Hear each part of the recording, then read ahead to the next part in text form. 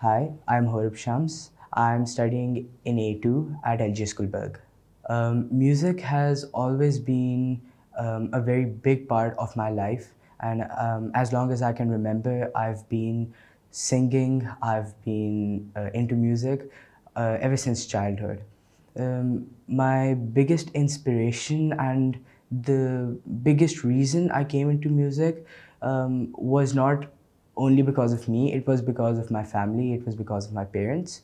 Ever since I was 1 or 2 years old, my parents knew that I had a spark of music in me. They could judge that I would jump along and I would hum along to any tune or any beat being played while I was sitting in their laps. So they knew that I had some potential in me.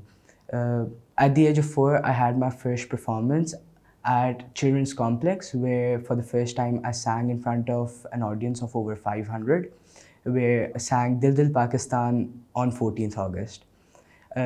After that, I started learning Eastern classical music from Ustad Parvez Paras, and now it's been over a decade, about a decade, since I've been learning Eastern classical music. Eastern classical music is the core of music. It tells you the basics, it tells you the real roots of music, and you get to understand where all the pop music, rap, and other different genres, jazz, pop, rap, all of them come from. So Eastern classical music gives you a base to actually enhance your skills, actually enhance your talent.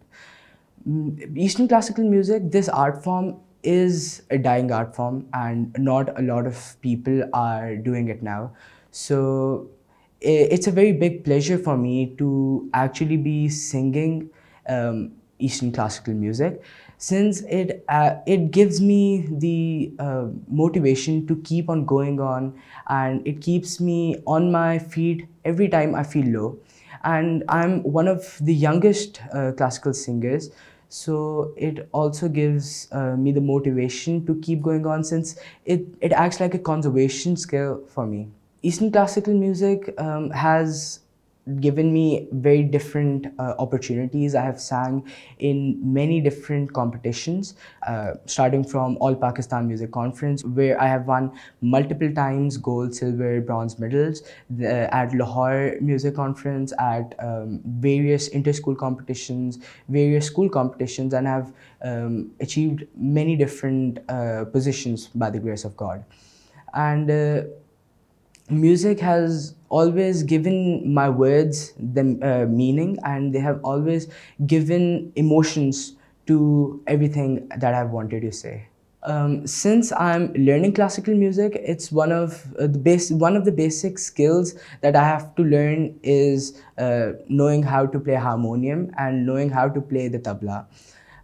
But apart from that, since guitar is one of the most famous instruments, so I do play that, and it allows me to sing at any time, anywhere, wherever I'm carrying my guitar. And I've been surrounded by military brass since beginning, but my grandfather had a keen love for music, and he was one of the first people to actually identify the spark in me of music.